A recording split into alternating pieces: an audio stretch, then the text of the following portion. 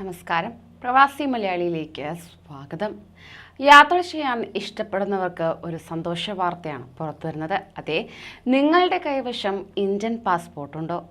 അതായത് നിങ്ങളുടെ കൈവശം ഒരു ഇന്ത്യൻ പാസ്പോർട്ട് ഉണ്ടെങ്കിൽ ലോകത്തിലെ 60 രാജ്യങ്ങളിലേക്ക് മുൻകൂർ വിസയില്ലാതെ സഞ്ചരിക്കാൻ സാധിക്കുന്നതാണ്. ഇത്തരം രാജ്യങ്ങളെക്കുറിച്ചാണ് ഇപ്പോൾ പറയാൻ പോകുന്നത്. എന്നാൽ ഈ രാജ്യങ്ങളിൽ പഠിക്കാനോ തൊഴിൽ ചെയ്യാനോ സാധിക്കുന്നതല്ല. പാകിസ്ഥാൻ, ശ്രീലങ്ക, ബംഗ്ലാദേശ്, ഭൂട്ടാൻ, അഫ്ഗാനിസ്ഥാൻ തുടങ്ങിയ അയൽ രാജ്യങ്ങളുടെ പാസ്പോർട്ടുകളേക്കാൾ ഏറെ ശക്തമായതാണ് ഇന്ത്യൻ പാസ്പോർട്ട് എന്നതും എടുത്തു പറയേണ്ടതാണ്. ഇന്ത്യൻ പാസ്പോർട്ടിലൂടെ നിങ്ങൾക്ക് Asia, middle east, Africa, Europe, Caribbean, Oceania എന്നിവിടങ്ങളിലെ 60 രാജ്യങ്ങളിലേക്ക് വിസയില്ലാതെ തന്നെ അല്ലെങ്കിൽ വിസ ഓൺ അറൈവലായി തന്നെ സഞ്ചരിക്കാൻ സാധിക്കുന്നതാണ്. വിസരഹിതമായി പ്രവേശിക്കാവുന്ന രാജ്യത്ത് ജോലി ചെയ്യാനോ സ്കൂൾ വിദ്യാഭ്യാസം നേടാനോ സാധിക്കുന്നതല്ല.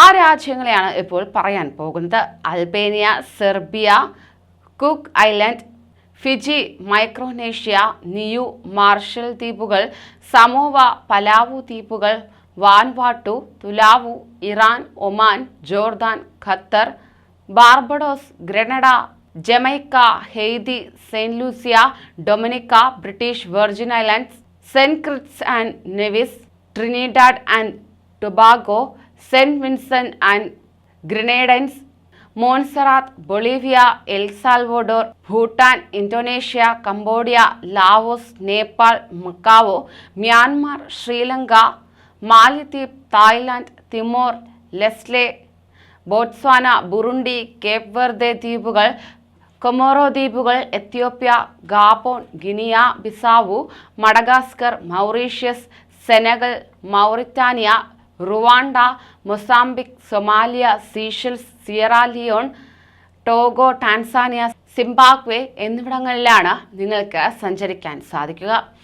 അതേസമയം കഴിഞ്ഞ കുറച്ച് ദിവസങ്ങൾക്ക് മുമ്പേ തന്നെ ഒരു നിർണായക വാർത്ത പുറത്തു വന്നിരുന്നു. താൽക്കാലിക പദ്ധതി പ്രകാരം പാസ്പോർട്ട് അപേക്ഷകൾ ഉടൻ അംഗീകരിക്കുന്നതിനുള്ള വ്യവസ്ഥകളുമായി വിദേശകാര്യ മന്ത്രാലയം രംഗത്തെത്തിയിരിക്കുകയാണ്. അടിയന്തരമായി വിദേശത്തേക്ക് യാത്ര ചെയ്യേണ്ടി വരുന്ന ആർക്കും അപേക്ഷ നൽകാനും ചുരുങ്ങിയ സമയത്തിനുള്ളിൽ പാസ്പോർട്ട് കൈപ്പറ്റാനും ഇതിലൂടെ സാധിക്കുന്നതായിരിക്കും. എന്നാൽ തത്കാൽ പാസ്പോർട്ടിനെ അപേക്ഷിക്കുന്നതിന് മുമ്പ് നിങ്ങൾ അറിഞ്ഞിരിക്കേണ്ട ചില കാര്യങ്ങളുമുണ്ട്.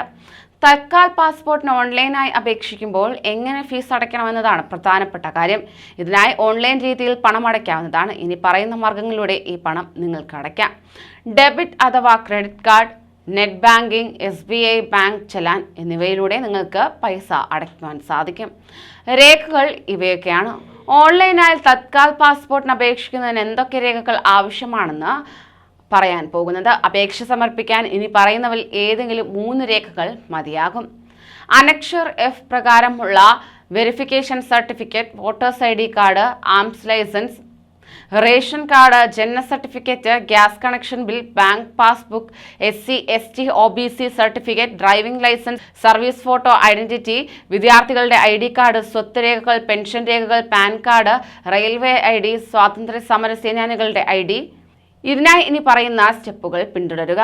ഒന്നാമത്തേത് www.passportindia.gov.in/ എന്ന വെബ്സൈറ്റ് എടുക്കുക. പാസ്പോർട്ട് സേവയുടെ ഔദ്യോഗിക പോർട്ടലിൽ രജിസ്റ്റർ ചെയ്യുക. നിങ്ങളുടെ ഐഡിയും പാസ്വേഡും ഉപയോഗിച്ച് പോർട്ടലിലേക്ക് ലോഗിൻ ചെയ്യുക. ഫ്രഷ്, റീഇഷ്യൂ എന്നിങ്ങനെ 2 ഓപ്ഷനുകൾ നിങ്ങളുടെ സ്ക്രീനിൽ ദൃശ്യമാകും. നിങ്ങൾക്ക് വേണ്ട ഓപ്ഷൻ തിരഞ്ഞെടുക്കുക. സ്കീം ടൈപ്പിന് കീഴിലുള്ള തത്കാൽ ഓപ്ഷനിൽ ക്ലിക്ക് ചെയ്യുക. അപേക്ഷാ ഫോം ഡൗൺലോഡ് ചെയ്ത് പൂരിപ്പിക്കുക.